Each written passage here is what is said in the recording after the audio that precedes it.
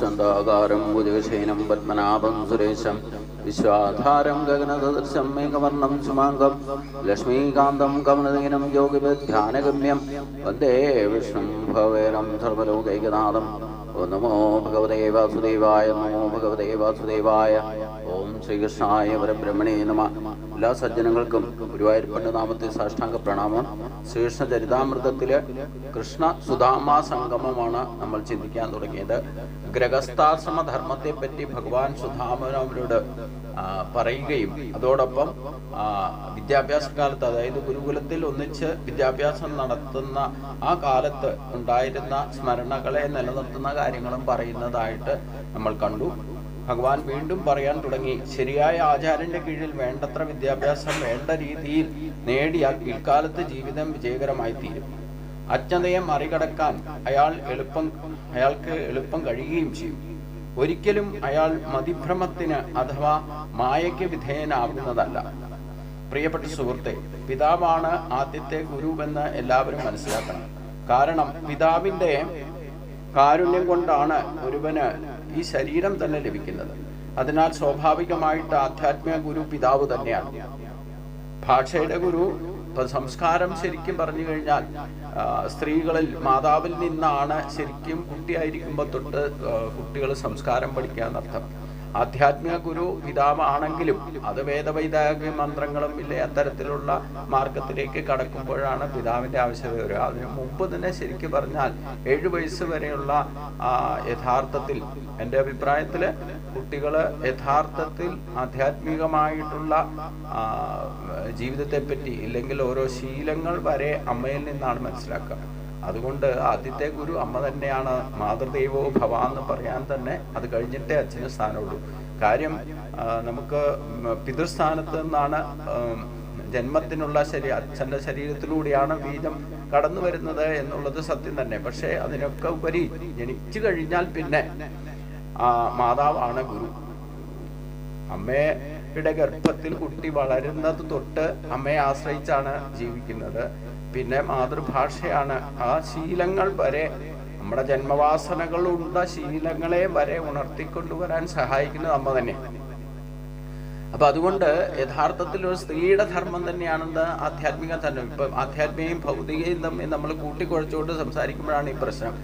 യഥാർത്ഥത്തിൽ ആധ്യാത്മികത കൊണ്ട് അടിത്തറയിട്ടാലേ ജീവിതം സമ്പന്നമാക്കാൻ ഇല്ലെങ്കിൽ ഐശ്വര്യപൂർണമാക്കാൻ സാധിക്കും.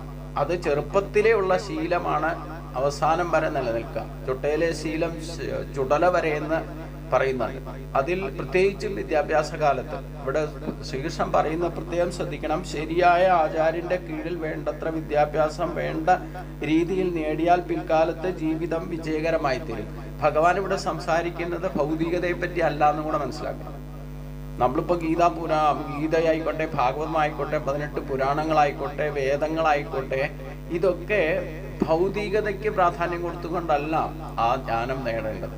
അതിൽ ആധ്യാത്മികമായിട്ടുള്ള അടിത്തറ ഉണ്ടാക്കുന്നതിൻ്റെ ഒരു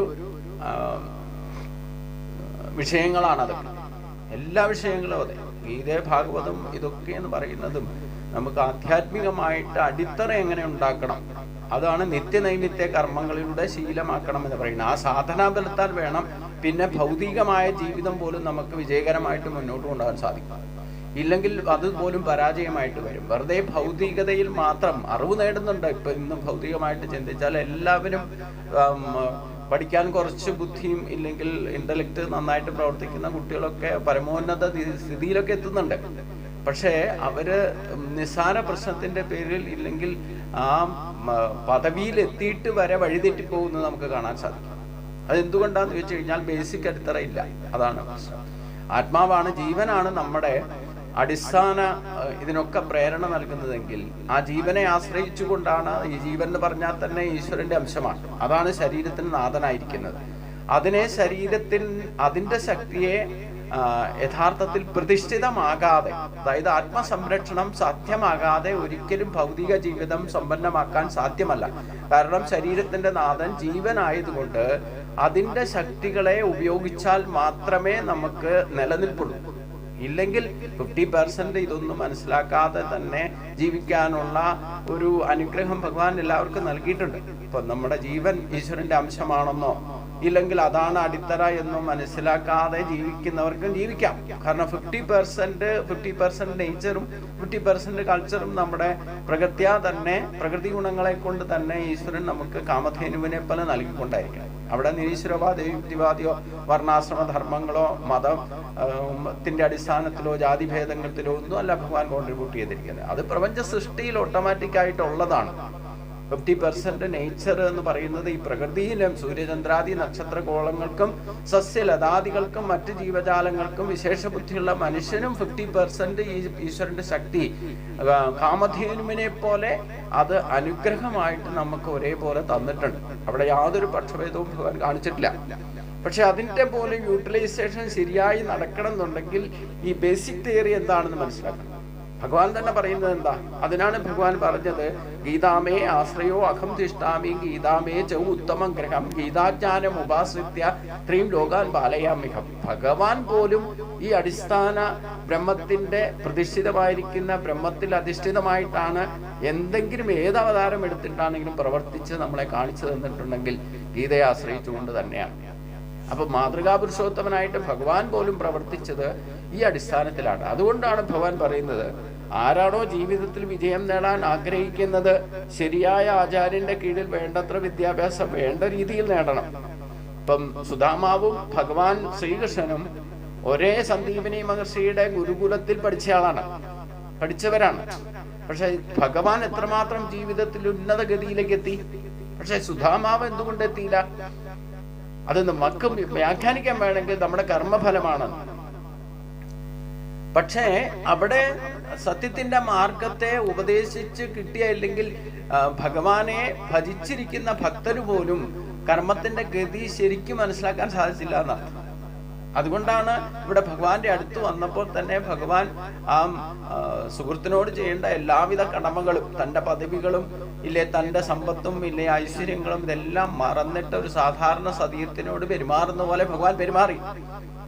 എന്നിട്ട് ഇവിടെ തത്വോപദേശത്തെ ഒന്ന് വെളിപ്പെടുത്തുകയാണ്. യഥാർത്ഥത്തിൽ എന്താ പറഞ്ഞേ, പരോക്ഷമായിട്ട് ഈ വിദ്യാഭ്യാസം ഇല്ലെങ്കിൽ ഗുരുകുലത്തിൽ പഠിച്ചതനുസരിച്ചുകൊണ്ട് കുചേലൻ ജീവിക്കാത്തതിൻ്റെ ഇല്ലേ സുധാമാവ് ജീവിക്കാത്തതിന്റെ പരിണിത ഫലമാണ് ജീവിതത്തിൽ ഈ ദാരിദ്ര്യം കൊണ്ട് ദുഃഖം അനുഭവിക്കേണ്ടി വന്നത് എന്ന് നമ്മളെ മനസ്സിലാക്കി തരികയാണ് ഭഗവാൻ.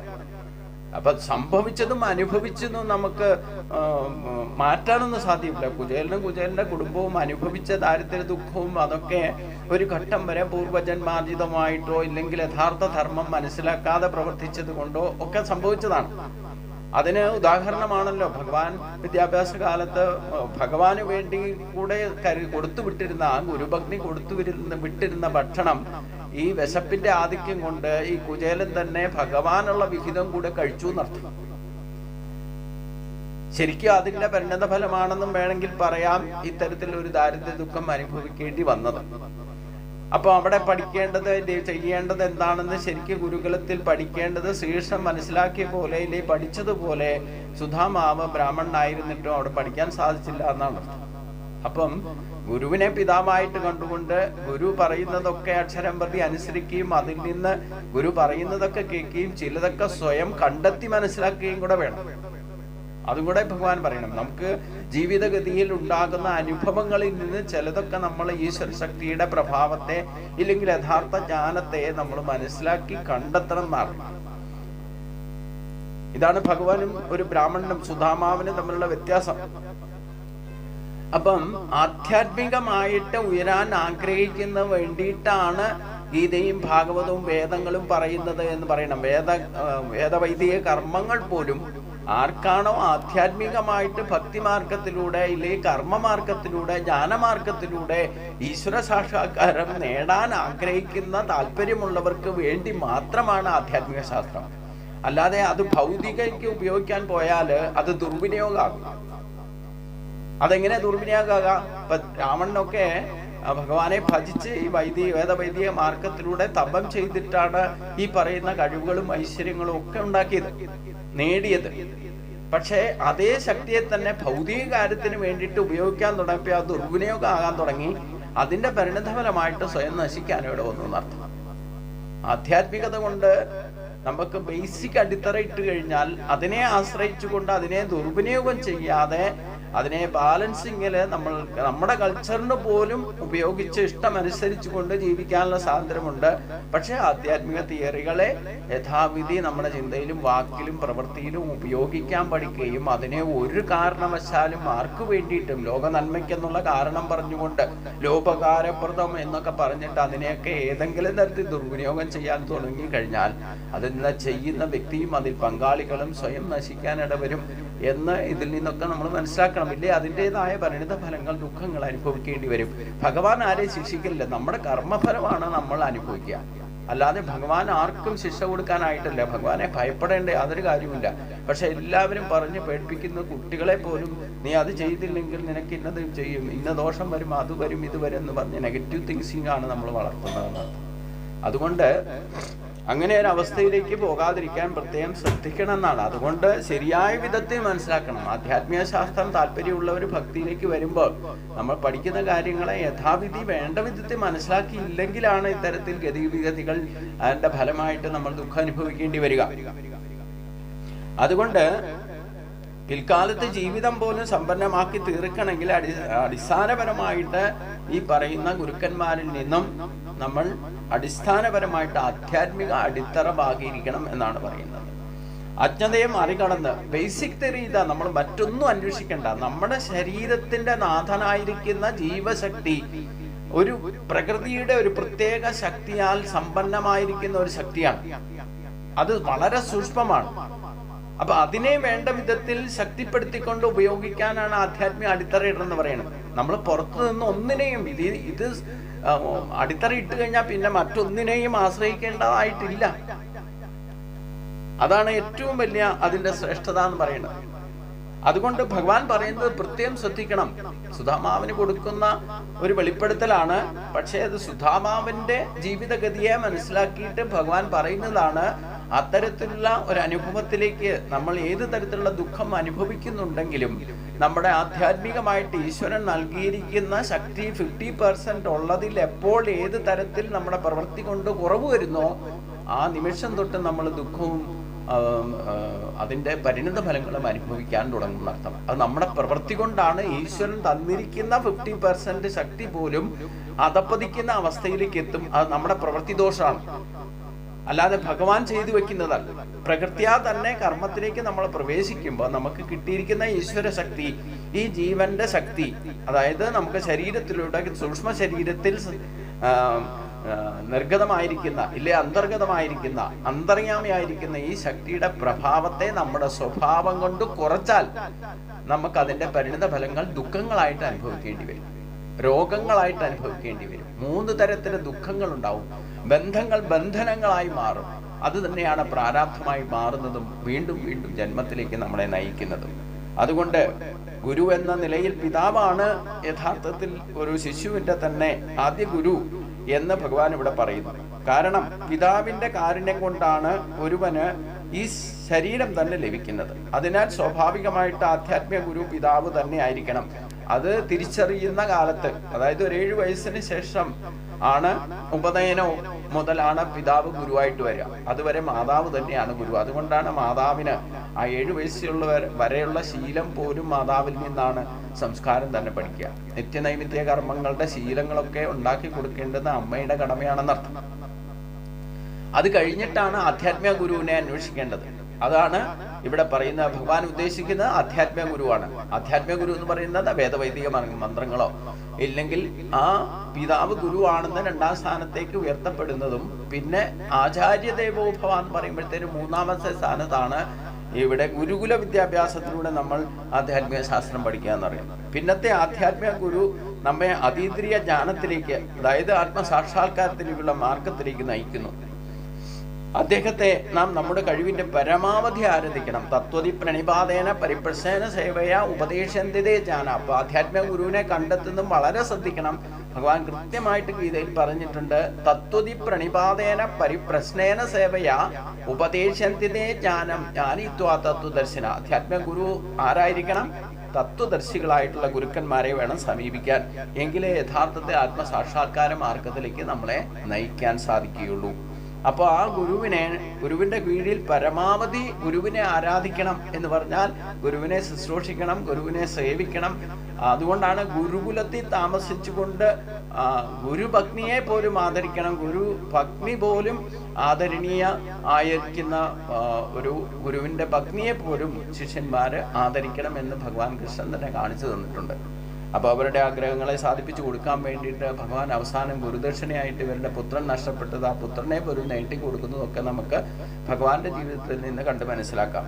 ആധ്യാത്മിക കാര്യങ്ങൾ ഉപദേശം നൽകുന്ന ഗുരുവിനെ ശിഷ്യ ഗുരു എന്നാണ് പറയുക. പുതിയ ഒരു ചര്യയിലേക്ക് നയിക്കുന്ന ആചാര്യനെ ദീക്ഷാഗുരു എന്നും പറയും. ഇരുവരും നമ്മുടെ പ്രതിനിധികളാണ്, ഭഗവാന്റെ തന്നെ പ്രതിനിധികളാണെന്നാണ് കൃഷ്ണൻ പറയുന്നത്. ശിക്ഷാഗുരുക്കന്മാർ ഒന്നിൽ ഏറെ ഉണ്ടാവുക, പക്ഷേ ദീക്ഷാജ്ഞാനം നേടുന്നവർ ഭൗതിക ജീവിതത്തിന്റെ മഹാസാഗരം തരണം ചെയ്യുന്നു. അപ്പം ദീക്ഷ തരുന്ന ഗുരുവും ഇല്ലെങ്കിൽ നമുക്ക് അത്യാവശ്യം ശിക്ഷാഗുരു ബന്ധത്തിൽ അല്ലെങ്കിൽ ഗുരുകുലത്തിൽ പഠിപ്പിക്കുന്ന ഗുരുവും തമ്മിലുള്ള വ്യത്യാസമുണ്ട്. ശിക്ഷാഗുരുക്കന്മാർ അനേകം ഉണ്ടാകാം, പല വിഷയങ്ങൾ പല ഗുരുക്കന്മാരായിരിക്കും പഠിപ്പിക്കുക. പക്ഷെ ദീക്ഷ എടുക്കുന്ന ഗുരുവിനെ കൊണ്ടായിരിക്കും ചിലപ്പോൾ മിക്കവാറും നമ്മൾ ആത്മസാക്ഷാത്കാരത്തിലേക്ക് എത്താൻ ഇടവരിക. അതുകൊണ്ട് ഈ ആധ്യാത്മിക ഗുരുക്കന്മാരിൽ നിന്ന് ശരിയായ ജ്ഞാനം നേടുന്നവർ ഭൗതിക ജീവിതത്തിന്റെ മഹാസാഗരം അനായാസേന തരണം ചെയ്യാൻ ഇടവരും. അതുകൊണ്ട് അവർ മനുഷ്യജീവിതം വേണ്ട രീതിയിൽ പ്രയോജനപ്പെടുത്തുകയും ചെയ്യും. മനുഷ്യജന്മം കൊണ്ട് മാത്രമേ നേടാവുന്ന പരമ ലക്ഷ്യം എന്താണെന്ന പ്രായോഗിക ജ്ഞാനം അവനുണ്ടാകും. അതായത് ആധ്യാത്മിക പൂർണ്ണത നേടിയിട്ട് വേണം യഥാർത്ഥത്തിൽ ഭൗതിക ജീവിതത്തിൽ അഥവാ ഗൃഹസ്ഥാശ്രമത്തിൽ പ്രവേശിക്കാൻ എന്നാണ് ഇവിടെ ഭഗവാൻ സൂചിപ്പിക്കുന്നത്. അതാണ് മഹത്തായ അതിന്റെ ലക്ഷ്യവും. ഗുരുകുല വിദ്യാഭ്യാസത്തിന്റെ മഹത്തായ ലക്ഷ്യവും ഗൃഹസ്ഥാശ്രമം സമ്പന്നപരമായിട്ട് നീക്കുന്നതിന് ആവശ്യമായ ആ ഗുരുവിൽ നിന്ന് നേടുന്ന ആധ്യാത്മിക ശാസ്ത്രത്തെ പ്രയോജനത്തിൽ വരുത്തുക. അതിന്റെ അടുത്ത ഭാഗം നമുക്ക് അടുത്ത ദിവസം ചിന്തിക്കാം. എല്ലാവർക്കും നമസ്കാരം.